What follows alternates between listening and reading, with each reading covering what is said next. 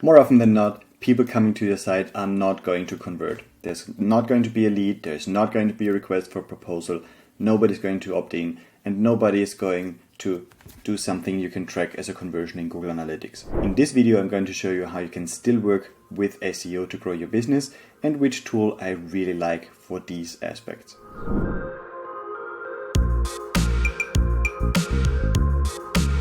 Hi, my name is Gert. I'm the founder of SEOleverage.com, where we have not only built an amazing app that helps you make sense of the data that actually matters, but we also provide the consulting and guidance you need to strategically implement SEO tasks on your site. By the way, if you like learning about SEO on YouTube, subscribe to this channel. It's going to help us grow, and we are going to know this way that you really like these kinds of videos so we can produce more of them. Many of our clients are in a position where an important part of the traffic that comes to their site, an important part of the visitors, actually do something that we could track as a so-called conversion. They opt in to an email list, they request a proposal, they behave in a certain way on the website that would identify them as really, really interested.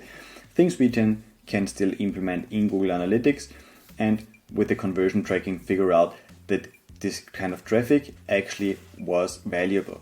However, other clients are hardly getting any conversions, and in my experience, this is based on two essential reasons. Reason number one, the conversion, the lead magnet, is just too far away from what you can actually expect when people come to your page the first time. Imagine, for example, you have a website about bonsai trees, and people come to your site to learn about how to trim a bonsai tree for the first time. Out of 100 people who really want to learn how to trim a bonsai tree, how many do you think are interested in your ebook on bonsai trees? Chances are that they just came for the very specific reason they actually found you on the search, which is how to trim their bonsai.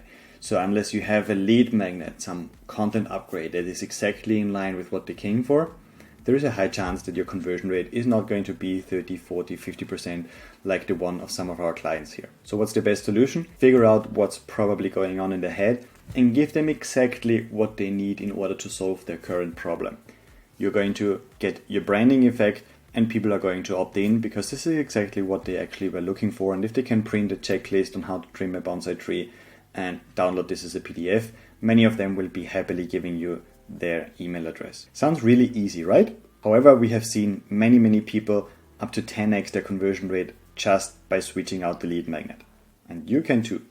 Inside our app, in the SEO Lab section, we even track how such changes behave over time by selecting a sample, making a change, and tracking what conversion rate is doing afterwards. Reason number two why people don't convert: you're asking for too much. This one actually happens a lot. People come to your website but don't do anything because the only thing you actually ask them for is filling in a form, scheduling in a call with you, and making some major commitment actually to your brand. There are two things I think that are happening here.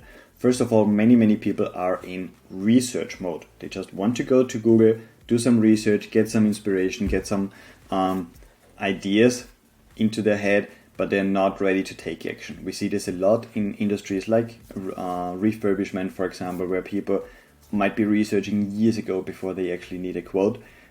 We have this in our SEO agency where people follow me and my videos for a very long time before they actually reach out. People are not ready just because they come to your website. If they are in research mode, they're not going to take action. Very often it's also a trust issue.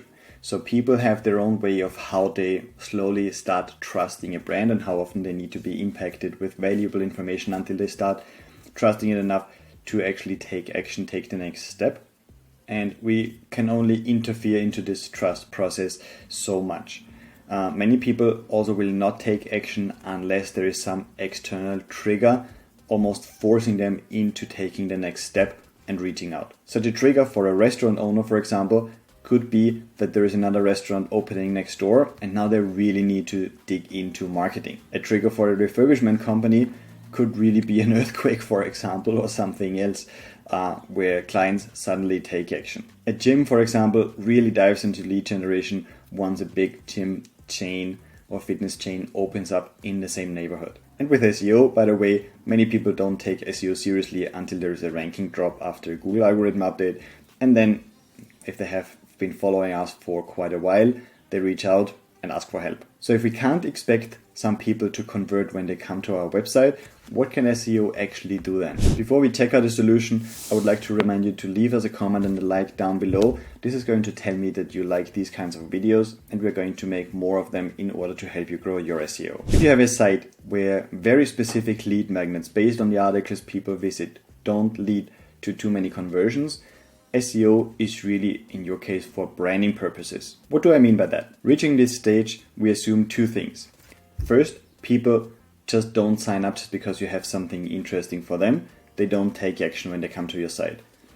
And the second one, people probably take a long time to decide whether they reach out to you anyway. So what can you do? Focus on content that addresses their pain point.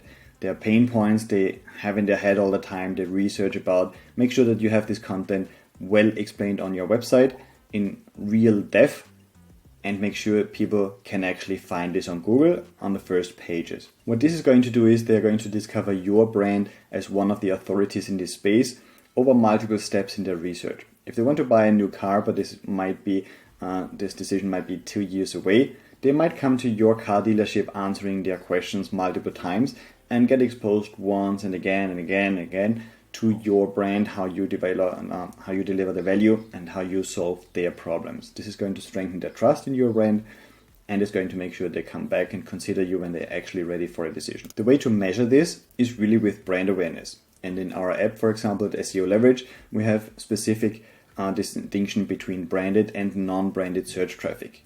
Branded search traffic meaning people who already know your brand and add your brand name or your domain name to their search, and non-branded traffic meaning people who just search for terms around your industry, but they do not specifically mention your brand, your name, or your domain name. Inside SEO Leverage, we have developed a specific branded, non-branded tool for these kinds of evaluations, so we can track what the share between branded and non-branded traffic is, and the better you strengthen your brand, the higher the amount of branded searches that you're going to see in there. Over time, you want to see the amount of branded searches go up, because this means that you are top of mind, your brand is top of mind in the heads of more and more future customers. Now let's go address those pain points and increase future customers and conversions. My name is Gert.